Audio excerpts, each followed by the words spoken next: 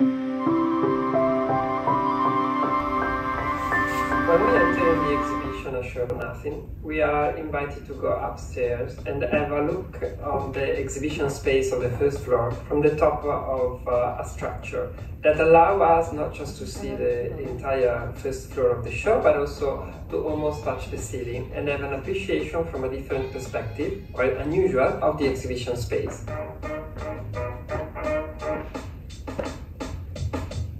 When we go down, the first work that we encounter is by the Italian artist Franco Bakari, who collected a series of elements that were used in a work of art that he created in 1972, titled Exhibition in Real Time, Leave a Trace of Your Passage.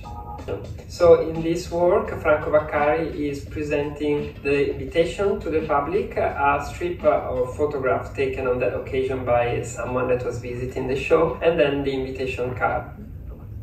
So it is a way of letting us understand how when nothing seems to be inside a project or in a room, it's not that the case. And this similar investment on the space, where apparently nothing is happening when we enter in the exhibition for the first time, is going to be similar to the work Clockwork by Roman Ondak, Czech artist that create a clockwork in the room of biometers and that ask visitors to become participants of the works.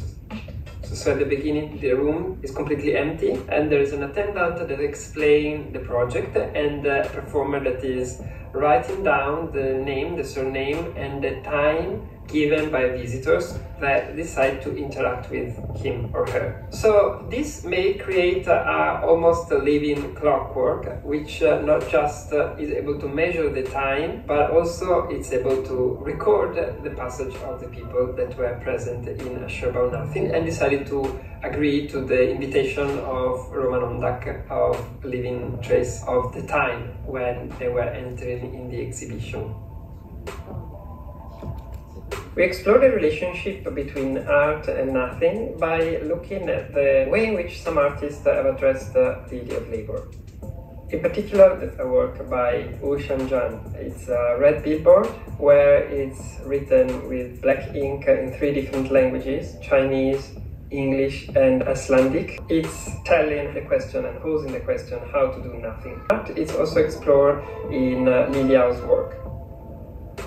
Li Liao is a Chinese artist who's asking his wife to pick up some of the fabrics that have been dismissed by the company where she is working, which is producing textiles. And in her spare time, she is asked to staple this fabric because she was supposed to do an action, some works or something during the spare time by the company itself. So the artist is somehow hijacking this time, and at the same time he is actually doing anything because all the labor has been done by his wife.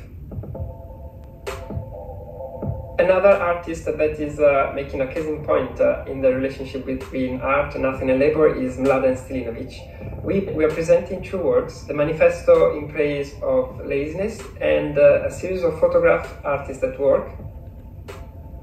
In the series of photographs, we can see the artist sleeping in different positions, and this is something that it's connecting on somehow the way in which otium or the more not making something is actually considered something very inspirational, scenes from the very ancient time in the Western tradition, particularly with the Romans, with the antique Romans.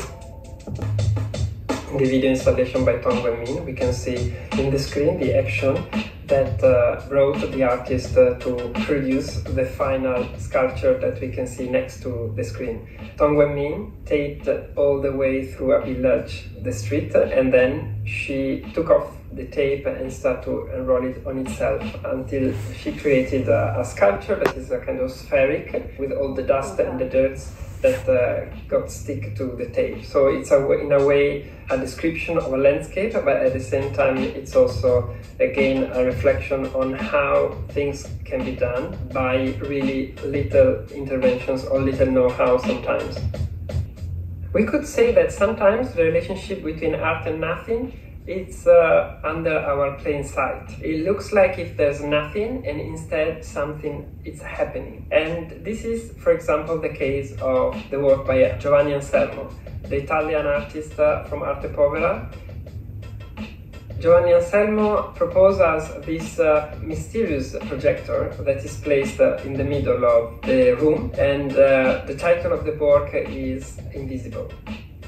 And the minute in which we position our hand or part of our body in front of the projector, we can see the writing visible, which means that for something to become visible, sometimes it doesn't mean that there is nothing. It means that we need to use our body in a different way, to change our posture, to start thinking about things in a different way, and that will allow us to see things. A similar concept is present in the work by Robert Grossman, who's an artist that presents us with three sculptures that loosely remind us about cars, but at the same time we are not sure they are cars because they are brand new, and they also look like there's something wrong, a mistake, something that has been erased by time, but at the same time they are brand new. So in front of this conundrum of time, where nothing seems to have happened, but still nothing seems to be in the right place, we come back with the idea that we have this present, these beautiful sculptures that also relates in a way to our ideas of what is a car. The same doubt we have with the word at the top of the ladder, next to the ladder actually, a pink balloon.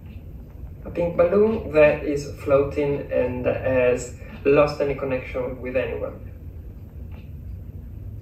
In the same room, there are then some examples of the instruction pieces by Yoko Ono. This is a seminal work of conceptual art where the artists were proposing visitors and readers to follow these instructions. These could be instructions that will be followed in a second moment, in another time, in another space.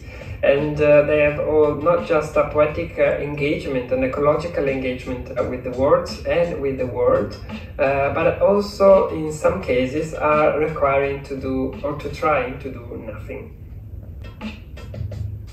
The series of photographs by Jean Cauchon are inspired by the landscape of the Yellow River, which is a landscape that has been touched by the humans and transformed by the humans. And in some cases we can see the remnants of the passages of the humans. In some other cases we can see how nature is like the witness of what has been left by the intervention of the humans, where nothing seems to be there and to be alive. Instead, we understand that it's still connected in a vital ecological system, where an ecosystem that is basically reappropriating or re-asking those infrastructures or those elements left by human, but instead taken part from nature. Require visitors to intervene directly on the surface of the work, which is carpet that is done and to be undone by the following visitors. So every day it's a work of art that is transforming itself without leaving any kind of physical trace of the passages of the visitors, but at the same time it's a work of art that lives through the engagement of the visitors with it and with its surface. Warm Up, it's a performance by Kali Spooner, where performer performing basically their warm-up routine before any kind of show or any kind of moment in which the work of a dancer or a performer will be shown to a public. There is always a more private moment of warming up, where the body is stretched through a series of exercises that are really part of a personal routine according to the body of the performer. And what is interesting for Kali Spooner is this private moment that is not in any way usually shown to the public, become instead a moment very important to reflect the way in which we are nowadays required to keep performing in front of someone else. While this moment is so private, at the same time so important for the health of our body, of the body of the performers, is finally recognized as a practice of resistance, basically, of what we are asked to do. And so the performance will never happen, the performance after this warming up, because the piece in itself is about the warm-up.